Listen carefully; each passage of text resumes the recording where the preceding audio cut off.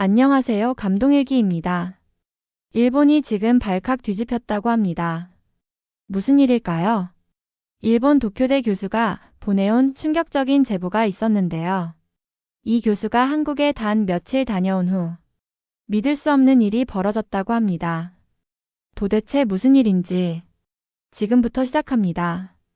안녕하세요. 저는 다케우치 미카라고 합니다.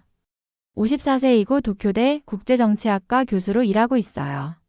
30년 가까이 외교와 국제관계를 연구하며 살아왔어요. 그런 제게도 말 못할 상처가 하나 있었습니다. 바로 한국이었죠. 20년 전 외무성 실무관으로 일할 때였어요. 한일 정상회담 사전 조율을 위해 서울에 파견되었는데 협의 중이던 위안부 문제와 독도 관련 표현이 일본 언론보다 먼저 한국 언론에 새어나갔습니다. 그 책임을 모두 제가 뒤집어 썼어요. 신문에는 망신 외교의 주역이라는 제목이 실렸고 저는 조용히 좌천되었습니다. 그날 이후 한국이라는 단어만 들어도 온몸이 뻣뻣해졌죠. 그래서 딸을 통해 손녀 에미리가 한국 문화에 빠졌다는 말을 들었을 때 저도 모르게 고개를 절레절레 저었습니다. 에미리가 한국어를 배운다고? 무슨 소리야? 딸은 한숨을 쉬며 말했어요. 엄마, 시대가 달라졌어요. 얘 친구들 절반은 한국 유학 준비 중이에요. 믿을 수 없었습니다. 일본의 자랑스러운 미래가 될 아이들이 왜 굳이 한국으로 가려는 걸까요? 그런데 며칠 전 결정적인 일이 벌어졌어요. 에미리가 제 방에 들어와 조심스럽게 봉투 하나를 내밀었거든요. 서울대학교 단기교환 학생 합격증. 제가 한동안 말문을 잃은 걸 본 에미리는 조심스레 말했습니다. 할머니, 혼자 가긴 무서워서. 같이 가줄 수 있어요? 그 눈빛을 외면할 수 없었어요. 결국 고개를 끄덕이고 말았습니다. 하지만 더 큰 충격은 에미리 친구들의 반응이었어요. 도쿄대? 안 갈 거예요. 서울대 갈래요. 일본은 좁고 답답해. 난 서울 살고 싶어. 제가 알던 일본 젊은이들이 맞나 싶었습니다.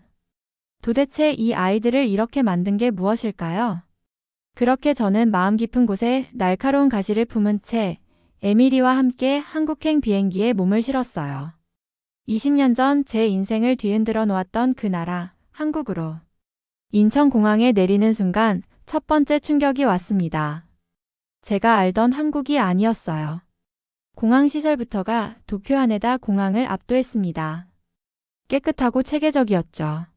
할머니, 여기 와이파이 진짜 빨라요. 에미리가 신나게 말했지만 저는 당황스러웠어요. 일본 공항에서는 와이파이 연결도 복잡했거든요. 입국 심사도 마찬가지였습니다. 자동화 시스템으로 5분 만에 끝났어요. 일본에서는 줄 서서 30분은 기다려야 하는데 말이죠. 지하철역으로 향하는 길에서 두 번째 충격이 왔습니다. 안내판이 한국어, 영어, 일본어, 중국어로 완벽하게 표기되어 있었어요. 글씨체도 깔끔하고 세련되었습니다. 일본보다 훨씬 친절하네요. 에미리의 말에 저는 아무 말도 할 수 없었어요. 공항철도를 타는 순간 세 번째 충격이었습니다. 깨끗하고 조용했어요. 좌석도 넓고 편안했죠. 도쿄 전철의 복잡하고 낡은 느낌과는 차원이 달랐습니다. 할머니, 여기 지하철 노선도 봐요. 엄청 체계적이에요. 에미리가 스마트폰으로 지하철 앱을 보여줬는데 실시간 도착 정보부터 환승 안내까지 모든 게 한눈에 들어왔어요. 일본에서는 노선도만 봐도 머리가 아픈데 말이죠. 호텔로 가는 택시 안에서 기사님이 유창한 일본어로 말을 걸었습니다. 일본에서 오셨군요. 어서 오세요. 서울 처음이세요? 정중하고 친절한 태도에 저는 또 한 번 놀랐어요. 일본 택시 기사들보다 훨씬 상냥했습니다. 창밖으로 보이는 서울의 야경은 도쿄보다 화려하고 현대적이었어요. 높은 건물들이 질서정연하게 늘어서 있었고 도로도 넓고 깨끗했습니다. 호텔에 도착해서 체크인을 하는데 직원이 완벽한 일본어로 응대했어요. 편안히 쉬시고 궁금한 것 있으시면 언제든 말씀해 주세요. 그 순간 깨달았습니다. 제가 가진 한국에 대한 이미지가 얼마나 왜곡되어 있었는지를요. 다음 날 아침 에미리가 대학 친구들과 만나기로 했다고 했어요. 서울에 먼저 와 있던 일본 학생들이었죠. 명동에서 만난 아이들을 보고 저는 깜짝 놀랐습니다. 모두들 한국어를 자연스럽게 구사하고 있었거든요. 안녕하세요, 에미리 할머니. 유우카라는 와세다대 학생이 저에게 한국어로 인사했어요. 어머, 한국어를 이렇게 잘해? 네, 2년 전부터 배웠어요. 한국 드라마 보다가 빠져버렸거든요. 다른 아이들도 마찬가지였습니다. 모두 한국어를 공부하고 있었고 한국 문화에 푹 빠져 있었어요. 할머니, 여기 화장품 정말 좋아요. 일본 것보다 훨씬 저렴하고 품질도 좋아요. 한국 대학교 진학 준비하고 있어요. 장학금도 많고 교육 시스템이 일본보다 좋다고 해요. 아이들의 말을 들으면서 저는 점점 당황스러워졌어요. 카페에서 만난 일본인 여고생들은 더 충격적이었습니다. 저희는 한국으로 대학 진학 준비 중이에요. 일본 대학은 너무 비싸고 미래가 없어 보여요. 한국이 더 역동적이고 기회가 많아요. K-팝 산업도 그렇고 IT 기업들도 세계적이잖아요. 17살짜리 아이들 입에서 나오는 말이라고는 믿기 어려웠어요. 부모님들은 뭐라고 하세요? 처음엔 반대하셨는데 지금은 응원해주세요. 한국 교육이 더 좋다는 걸 인정하시더라고요. 그 아이들이 보여준 한국어 실력은 제가 30년 공부한 영어보다 나았습니다. 에미리도 친구들과 자연스럽게 한국어로 대화하고 있었어요. 할머니도 한국어 배워보세요. 재미있어요. 그 순간 제가 얼마나 뒤처져 있었는지 깨달았습니다. 젊은 세대는 이미 한국과 일본의 경계를 넘나들고 있었어요. 홍대 근처 한류 카페에서 더 큰 충격을 받았습니다. 그곳은 일본 젊은이들로 가득했어요. K-팝 음악이 흘러나오고 벽면에는 BTS와 블랙핑크 포스터가 붙어 있었습니다. 여기 일본인들만 있는 거 아니에요? 에미리에게 물었더니 웃으며 대답했어요. 네, 여기는 일본인 전용 한류 카페예요. 서울에 이런 곳이 몇 개 있어요. 카페 안에서 만난 일본 여고생들과 이야기를 나눠봤습니다. 한국으로 대학 진학 준비 중이에요. 사에라는 17살 소녀가 당당하게 말했어요. 부모님은 뭐라고 하세요? 처음엔 반대했는데 지금은 한국 대학이 더 좋다는 걸 인정하셨어요. 장학금도 많고 취업률도 높거든요. 다른 아이도 거들었습니다. 일본은 너무 답답해요. 미래가 보이지 않아요. 한국은 다이나믹하고 기회가 많아 보여요. 이 아이들에게 한국은 꿈의 나라였어요. 일본이 아닌 한국에서 자신의 미래를 그리고 있었습니다. 일본어보다 한국어가 더 재미있어요. 표현이 풍부하고 감정을 잘 담을 수 있어요. 그 말을 들으면서 저는 자괴감이 들었어요. 제가 평생 자랑스럽게 여겼던 일본 문화와 언어를 이 아이들은 답답해하고 있었거든요. 카페 한켠에서는 일본 대학생들이 한국어 스터디를 하고 있었어요. 토픽 6급 따서 서울대 대학원 가는 게 목표예요. 한 학생이 진지하게 말했습니다. 일본에서는 미래가 없어 보여요. 한국이 더 발전 가능성이 크죠. 그 순간 깨달았어요. 제가 가진 한국에 대한 편견이 얼마나 어리석었는지를요. 젊은 세대는 이미 한국을 일본보다 더 매력적인 나라로 보고 있었습니다. 지하철 2호선을 타고 강남으로 가던 중이었어요. 에미리와 함께 앉아 있는데 급정거로 인해 제가 넘어질 뻔했습니다. 그때 옆에 앉아있던 한국 대학생이 재빠르게 저를 붙잡아 줬어요. 괜찮으세요? 천천히 가세요. 그 학생의 친절한 미소와 따뜻한 말에 눈물이 핑 돌았습니다. 고맙습니다. 일본어로 대답하자 그 학생이 유창한 일본어로 말했어요. 일본에서 오셨군요. 서울 여행 재미있게 하세요. 정말 자연스럽고 친절했어요. 일본에서는 지하철에서 이런 친절을 받아본 적이 없었거든요. 강남역에서 내려 길을 걷는데 또 다른 일이 벌어졌어요. 제가 길을 헤매고 있자 지나가던 중년 여성이 먼저 말을 걸었습니다. 어디 찾으세요? 도와드릴까요? 코엑스 가려고 하는데. 아, 저쪽으로 쭉 가시면 돼요. 10분 정도 걸려요. 그 여성은 친절하게 길을 알려줬을 뿐만 아니라 중간에 볼거리까지 설명해줬어요. 그 근처에 좋은 한식 식당도 있으니까 한번 가보세요.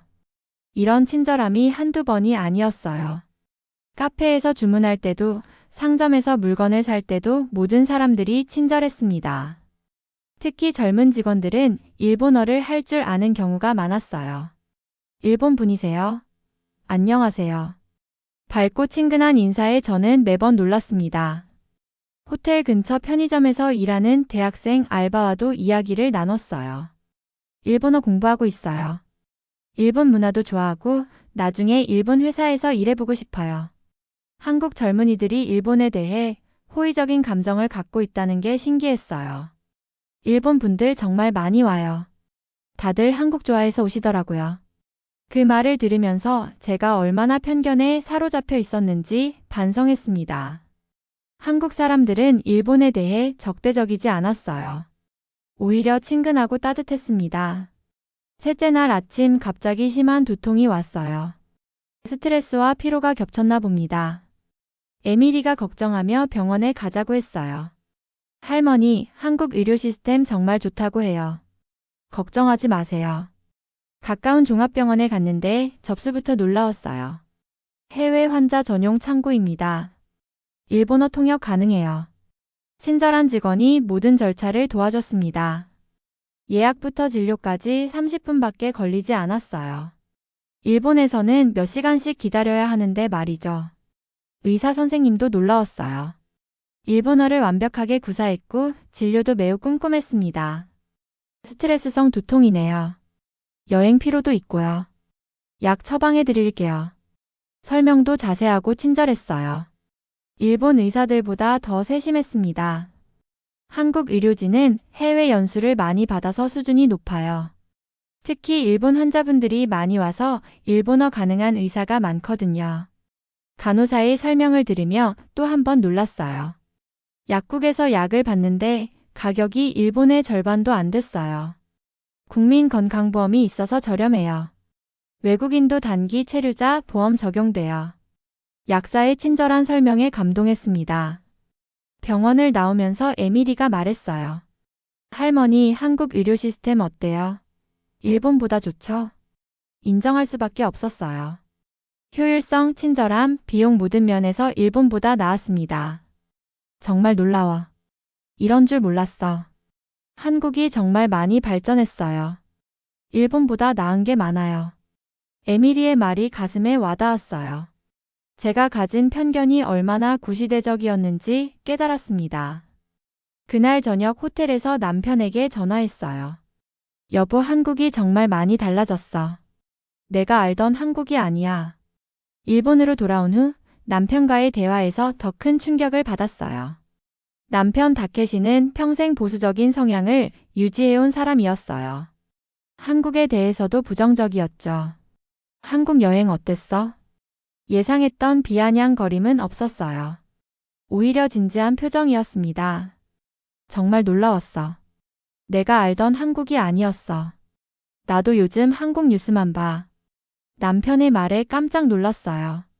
무슨 뉴스? 경제 뉴스, 기술 뉴스. 한국이 일본보다 앞서가는 분야가 많더라고. 남편이 보여준 기사들은 충격적이었어요. 반도체, 배터리, 스마트폰, 자동차. 모든 분야에서 한국이 일본을 앞지르고 있었습니다. 삼성이 소니를 이겼고 현대차가 토요타를 위협하고 있어. LG 배터리는 세계 1위고. 그리고 이것 봐. 한국 드라마가 전 세계를 휩쓸고 있어. 문화 수출도 일본을 넘어섰다고 하더라고. 남편의 목소리에는 체념이 섞여 있었어요. 우리도 이제 떠날 때가 된 거 아냐? 남편의 말에 정말 놀랐어요. 그렇게 보수적이던 사람이 이런 말을 하다니. 무슨 소리야? 미카, 일본은 이제 끝났어. 젊은이들은 모두 한국으로 가려고 하고 기업들도 한국에 투자하고 있어. 그래도 에미리 같은 아이들이 한국을 선택하는 이유가 있을 거야. 우리가 모르는 뭔가가 있다고. 그날 밤 남편과 오랫동안 이야기했어요. 둘 다 인정할 수밖에 없었습니다. 한국이 일본보다 더 역동적이고 미래지향적이라는 것을요. 에밀이 한국 유학 지원해주자. 남편의 말에 고개를 끄덕였어요. 우리도 한 번 더 가봐야겠어. 이번엔 좀 더 오래. 그렇게 우리 부부는 한국에 대한 생각을 완전히 바꾸게 되었습니다. 6개월 후 에밀리의 한국 유학이 확정되었어요. 서울대 교환학생 프로그램에 정식으로 합격한 거죠. 할머니 정말 감사해요. 할머니가 같이 가줘서 용기가 났어요. 에밀리의 환한 미소를 보며 뿌듯했어요. 하지만 더 놀라운 일이 기다리고 있었습니다. 남편이 갑자기 말했어요. 미카, 우리도 한국으로 가자. 잠깐만, 무슨 소리야? 진짜야. 한국에서 살아보자. 나도 이제 정년퇴직이고 너도 서베티컬 리브 받을 수 있잖아. 남편의 제안에 처음엔 당황했지만 생각해보니 나쁘지 않았어요. 한국 의료 시스템도 좋고 생활비도 일본보다 저렴해. 그리고 뭔가 더 활기차잖아. 에밀리도 있고. 그래, 손녀랑 같이 살 수 있고. 우리는 진지하게 한국 이주를 검토하기 시작했어요. 부동산 정보도 찾아보고 비자 조건도 알아봤습니다. 한국 정부에서 시니어 이민 프로그램도 운영한다고 하더라고. 정말? 은퇴자들을 위한 특별 비자도 있고 의료 혜택도 받을 수 있다고 해. 점점 구체화되어 갔어요. 에밀리도 우리 계획을 알고 너무 좋아했습니다. 할머니, 할아버지랑 같이 한국에서 살면 정말 좋겠어요. 그래, 할머니가 한국어도 배우고 한국 문화도 배워볼게. 그렇게 우리 가족은 모두 한국으로 향하게 되었어요. 3개월 후 우리는 서울에 새 집을 구했습니다. 에밀리 대학 근처의 깔끔한 아파트였어요. 이제 정말 한국 사람이 되는 건가? 남편이 농담 반 진담 반으로 말했어요. 그럴지도 모르지. 에밀리처럼 한국을 사랑하게 될 수도 있고. 이미 사랑하고 있는 것 같은데? 그 말이 맞았어요. 저는 이미 한국을 사랑하고 있었습니다. 20년 전의 상처는 이제 흔적도 없었어요. 대신 새로운 꿈과 희망이 자리 잡았습니다. 이 나라가 더 이상 우리 아래가 아니란 걸 인정할 수밖에 없었습니다. 아니, 어쩌면 우리보다 훨씬 앞서가고 있는 나라였을지도 모르죠. 여러분 어떠셨나요? 정말 놀라운 이야기였죠? 일본의 교수님이 20년간의 편견을 완전히 바꾸고 한국으로 이주까지 결심하게 되었다니요. 특히 일본 젊은이들이 한국을 선택하는 모습, 그리고 극우 성향이었던 남편분마저 한국의 매력에 빠져든 이야기가 정말 인상적이었습니다. 이런 사연들을 보면 우리나라가 정말 많이 발전했고 세계적으로 인정받고 있다는 걸 새삼 느끼게 되네요. 해외에서 이런 감동적인 사연 있으시면 언제든 보내주세요. 여러분께 꼭 전해드리겠습니다. 오늘도 감동일기와 함께 해주셔서 감사했고요. 좋아요와 구독 잊지 마시고 다음 사연에서 또 만나요.